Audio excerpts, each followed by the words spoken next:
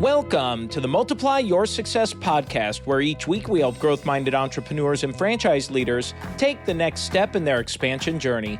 I'm your host, Tom Dufour, CEO of Big Sky Franchise Team. And as we open today, I'm wondering how you are integrating the use of AI and artificial intelligence into your business. And I know there's a lot going on, it's in the news, but are you using it? Are you incorporating it? Are you just dabbling with it, maybe trying it out? Have you done that, or are you fully integrated?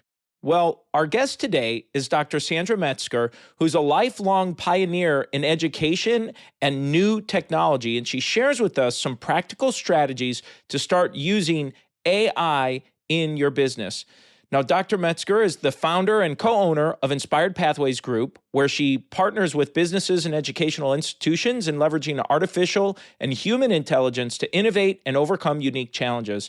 She holds a doctorate in education leadership and a 2023 machine learning and data science certificate from MIT, reflecting her ongoing commitment to innovation and transformative thinking. Drawing on her more than 27 years of experience, Sandra collaborates with leaders and organizations to establish ethical frameworks that guide responsible AI learning and implementation, enabling sustainable growth and meaningful impact. In addition to working with projects with her partners, she frequently speaks at conferences and teaches graduate students. And she also serves as a research chair for Doctor of Business Administration students as they work with industry partners to solve real-world problems. Beyond her professional endeavors, Sandra and her husband are enjoying their first year as empty nesters with their 2 dogs. You're going to love this interview, and I've had the good fortune of knowing Sandra now for several years, and originally we connected as she was an instructor for one of my doctoral courses. So let's go ahead and jump right into it. Thanks for inviting me. I'm really happy to be here. My name is Sandra Metzger, and I have claimed the title Learning Solutions Architect. And my company is Inspired Pathways Group. Really the big driver for why I wanted to have you on the show is really just to talk about this idea of artificial intelligence in business and leveraging that. And as it's becoming more and more prevalent, it's in the news all the time. My experience, especially in the small business community, is it's not being widely adopted or utilized for a variety of factors, but largely I think just because people don't really know what to do with it. It's like, this thing sounds great, but what do I do? How do I use it? So in what ways have you found organizations, companies, business leaders create an environment where they're using AI tools along with the human capital and that human expertise that's part of their business? Yeah, well, I think you bring up a really good point, and that's having an approach that is, how do we combine AI with our human capacity? Because there are definitely businesses who are out there trying to, replace people, and I don't think that's the way we want to go.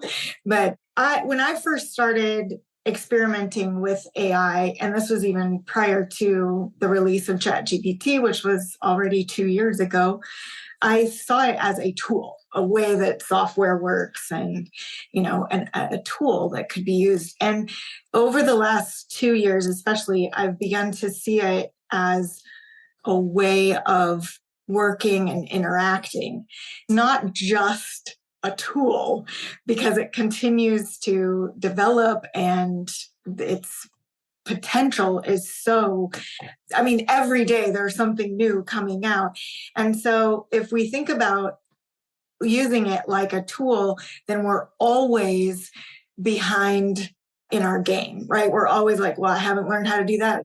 Thinking about having an approach with AI or having an AI mindset and understanding how to engage with my own expertise and leverage AI becomes more of a partnership or a collaboration. So how do we leverage this collaboration without feeling overwhelmed all the time by not having the latest skill with the tool, right?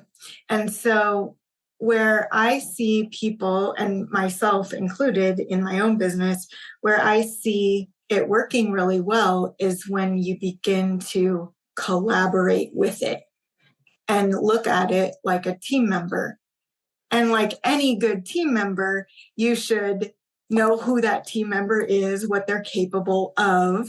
You should put some requirements on it, right? Like, how do you behave in our business, and what are our goals and our values? And so when you start approaching using AI like, with that mindset and with this collaborative nature, it kind of changes how you approach using AI. That's a good way to start anyway.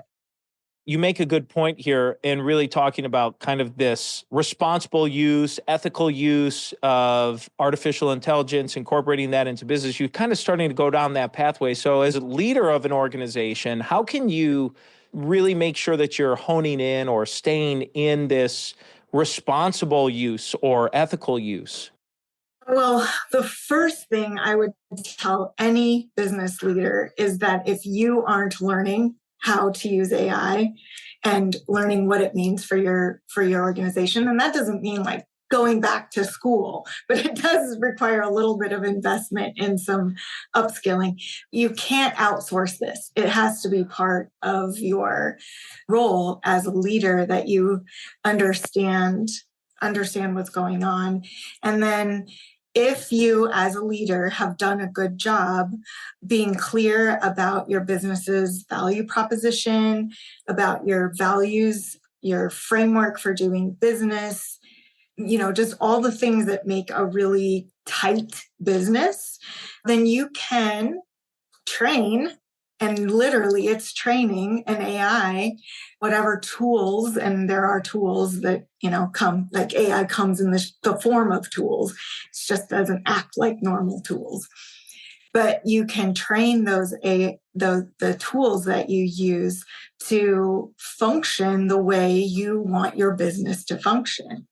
I think that one of the things that I find often is that we criticize AI for being biased, but it's trained on human intelligence, right? It's trained on the knowledge base that we've given it.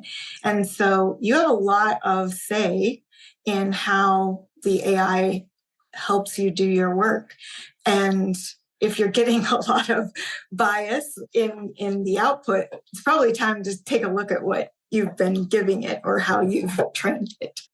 I think that's great in terms of how you describe if your organizational values are clear and the staff and team know about that. That makes a lot of sense. I guess maybe taking it a step further is, how do you make sure that the artificial intelligence you're using is lined up with those values? Or how do you make sure that this, quote, bias you're talking about, we want it to be biased toward the company values? So how do we help educate and teach it that? Okay, so one of the things that it's really important to understand that these are machines that learn, but they feed on data, right? And so as a non-tech person, I mean, I'm not a developer, I was an educator, still am an educator, but I've learned a lot about tech. And so some of these words can be intimidating to the non-techies, but really it's just, what information do you have that can be read by an AI? And an AI can read video now, images, text. When we talk about what is your business all about, if that is in any form of organized data, okay, you can train the AI to work with you in your business. So your website, your onboarding documents, your anything that you have that says who you are and what you do, all of that can be used. Now, if you don't have that, you have some work to do, right? And you should have been doing that work anyway, I think, right? So I think anytime you have a business, you want your information to be organized. And now we have a very important audience, and that's AI. So if you can organize your information and have your data in formats that the AI can read, then you can help it understand who you are, what you do, and it can also give you really great feedback here's our website. Is my message clear? Here's the, infographic that we made. Does it align with our values? So it can see, read, hear this data, and you are giving it that data. If you don't give it data that you have, it goes on the data that it was previously given in its training. So that's why you have a lot of control over how AI works for you and your business. I know this is news to me in terms of it's trained a certain way, but you can custom train how it thinks and may end up responding to you. And speaking of that and kind of going this direction, how might you encourage business leaders to close those skill gaps with these types of emerging technologies, and AI being the big one right now? But how would you advise someone to maybe, or encourage them to skill up and start learning about this? What are some things they could do, or maybe even just a few actionable steps? It's kind of funny, ironic that AI can be an amazing assistant to help you learn how to use AI. So the answer isn't all that far away from probably where you are and where you think you are as a starting point. So before we talk about like the gap, I think it's really important to understand that what you already know and your areas of expertise matter significantly. So there have been several research studies that have come out lately showing the difference between an expert in a particular area using AI to accomplish something that they wouldn't normally want to accomplish, and someone who is not an expert trying to accomplish that. So, for example, writing a business plan. If you already know how to write a business plan and you use AI to help you write a business plan, it's supercharges your ability. And if you don't know how to write a business plan, you're still going to be able to write a pretty darn good business plan, but there are some gaps there, right? So that you can fill in with AI. However, I think we have to remember that, or encourage each other, that our expertise matters. And the more you use AI, the more you'll probably stay awake at night every now and then thinking, what good is my intelligence if this thing can do all this stuff? And so we wrestle with that as we continue to use new tech, new versions of these models that keep coming out. So once you know what you want to do, when we talk about gaps, we're assuming that you understand where you're starting from and where you want to be. And there's a gap there. So being really clear about where you want to be. What are the outcomes you want? And this is no different than what I've done as an educator my entire career, right? What are we trying to accomplish? And then work backwards from that. So how are we going to accomplish that?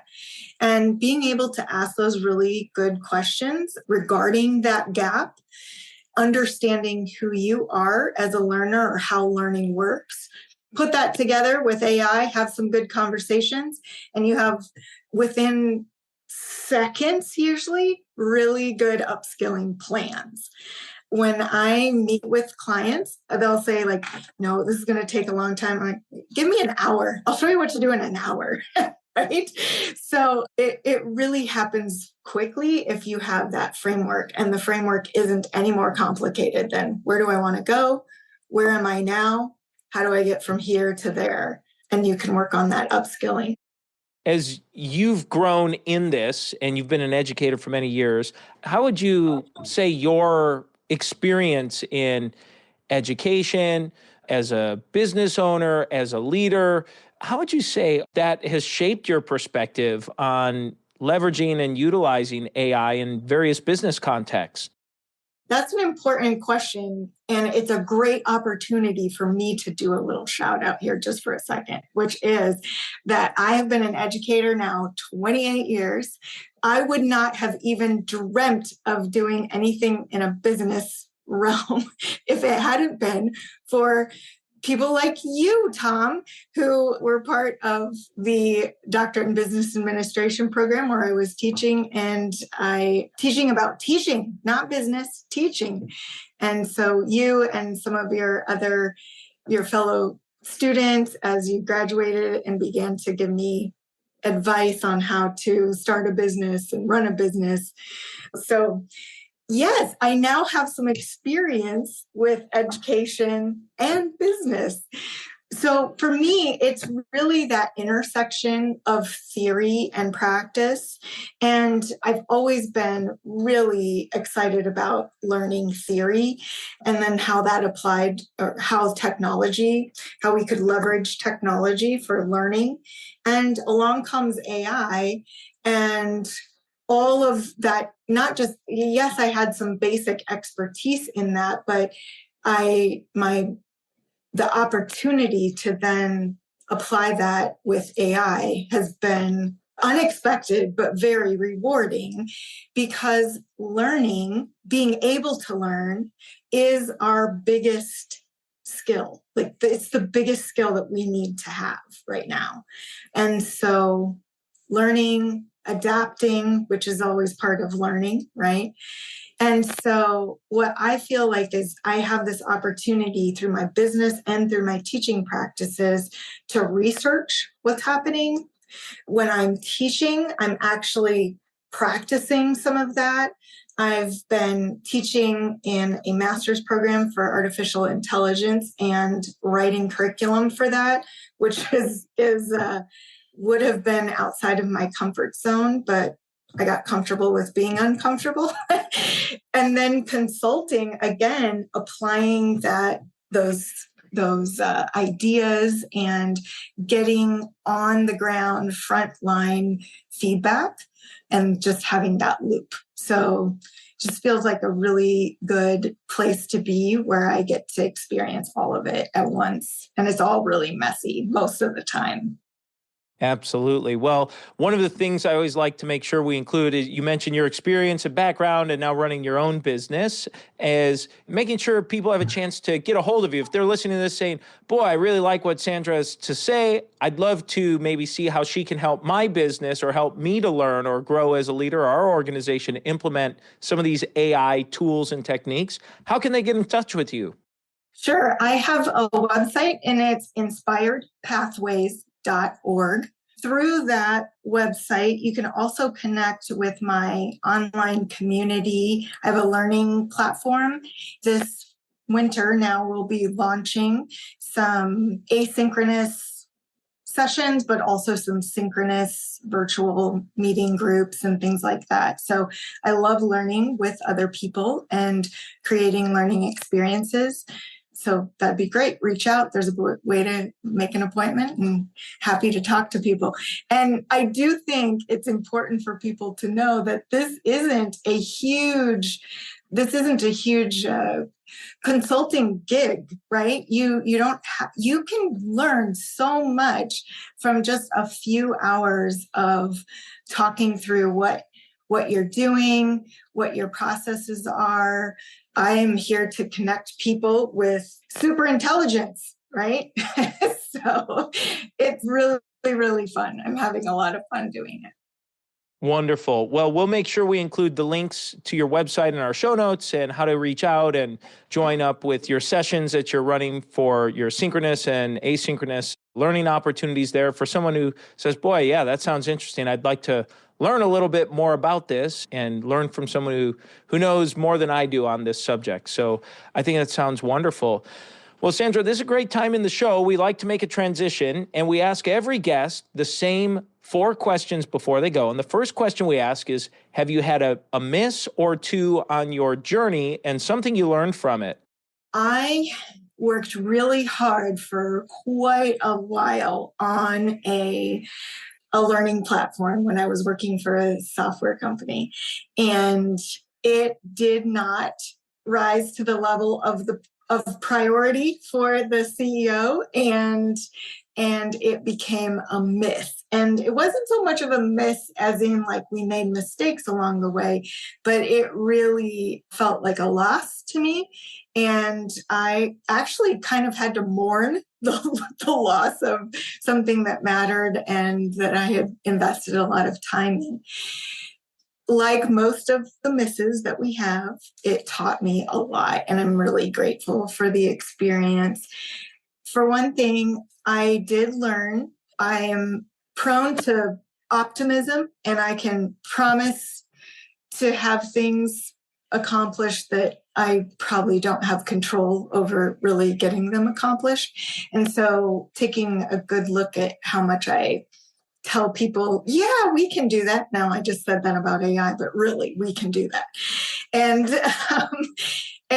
and then also, I have used every single lesson that I learned making that. We were about 75% done with that product, and I learned so many things, and none of it has gone to waste. And so even earlier today, I was working on something. I listed some requirements, and I thought to myself, I wouldn't even know how to explain that if I hadn't learned how to explain that for that other thing, So our learning never goes to waste. Sometimes it lies dormant for a while, but never goes to waste. Let's look on the other side then. You talked about a miss, that turned into a make, but let's talk about a make, a win, a highlight. So my make or win is that I just finished, and a couple weeks ago, teaching the course that I wrote for our master's students on artificial intelligence. Okay, so I have prided myself most of my career on being a pioneer. And this whole experience of writing, I have a doctorate, but not in artificial intelligence, right? So this was the scariest pioneering experience that I've ever had. And I can imagine what it might have been like for, people on the Oregon Trail when they finally got there and saw the ocean. That's what it kind of felt like at the end of this course, where I was like, oh my goodness, we did it. And they learned, and I learned, and it's, we'll need to make a couple of tweaks here and there, but it is a course that is scalable and able to adapt to the many changes in AI. So for me, that's a win. I only have one set of data to prove it so far, but it felt really good in that pioneering experience. That reminds me, and some conversations we've had over the past in terms of this seems to be a trend that I've noticed in your career that you've shared with me of pioneering, doing new things, new ways to teach, new content to teach, lots of new things that you've always been at the forefront and at the leading edge of. And most people don't want to hang out there. So I commend you. I think it's a wonderful thing. So glad you exist and others like you that help educate folks like me and people who tune into this. We're not there yet. We're just trying to keep up if we can. I love what you're doing there. Well, let's talk about a multiplier that you've used to multiply maybe yourself personally, professionally, or organizations you've been a part of. I've been part of so many different, what you would call multipliers. And so maybe I'll just do a quick little shout out to my Central Indiana ATD chapter and Association of Talent Development, and the opportunities that I've had to collaborate and learn with them. I have moved back to a more rural part of Indiana, and so this might be a good opportunity to share. I am working with our mayor. It's a fairly small city, but we're trying to create something like this because there isn't anything in our town. And so I have found, and this isn't just the pioneering spirit, but you know what? It's hard to pioneer by yourself. And so when you find yourself by yourself, you need to look around. And if there aren't communities for you to join, make one. So that's what I'm in the middle of doing right now with my community. I'm trying to make a space, and hopefully I can come back on sometime and share how that turned out. But I know your audience and are often people who are trying to make it alone. That's no fun. You got to create a community. The final question we ask every guest is, what does success mean to you? That I tried and I got back up on my feet if I fell down. So success to me means, that I can keep going with what I'm trying to do in the sense of the outcomes for others. Confidence. I always come back to confidence. Like, are the people, or are my students, are my clients, are my children Are the people around me more confident because of our engagement? Thank you so much for being a guest here. And as we close this out, is there anything you were hoping to share or get across that you haven't had a chance to yet? I think I said this already, but I really like to reiterate that your willingness to learn is the ultimate competitive advantage right now in business. Take that on and not be afraid to learn, and that you don't have to do it alone. Sandra, thank you so much for a fantastic interview. And let's go ahead and jump into today's 3 key takeaways. So takeaway number 1 is when she was giving advice to owners, and she said, if you are not learning how to use AI, you need to start. And she said the big takeaway is that you cannot outsource it. You need to learn it. So as the leader of your organization, you need to start figuring this out and becoming familiar with it. Takeaway number 2 is when she talked about encouraging leaders to close skill gaps and skill up. And she said, well, how can you learn more about AI and how to use it? Well, she gave a few practical steps. The first was just to ask AI, ask the artificial intelligence system you're using, how you can use it better. It's just a simple way to do it.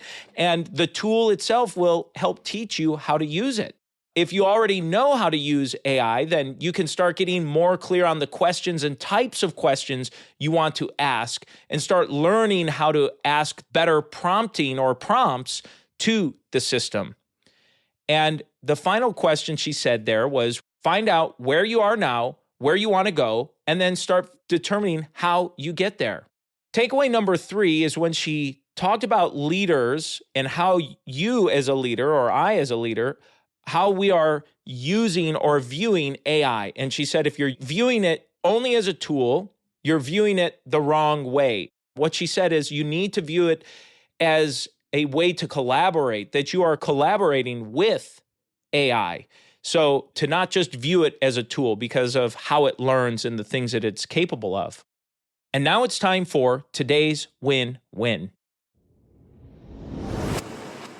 And today's win-win comes at the end of the episode, and I thought Sandra gave a phenomenal summary or final little takeaway when she said, your willingness to learn is the ultimate competitive advantage in business. I'm going to say that again. Your willingness to learn is the ultimate competitive advantage in business. That says it all. I thought that was a great, succinct summary. So that's the episode today, folks. Please make sure you subscribe to the podcast and give us a review. And remember, if you or anyone you know might be ready to franchise their business or take their franchise company to the next level, please connect with us at bigskyfranchiseteam.com. Thanks for tuning in, and we look forward to having you back next week.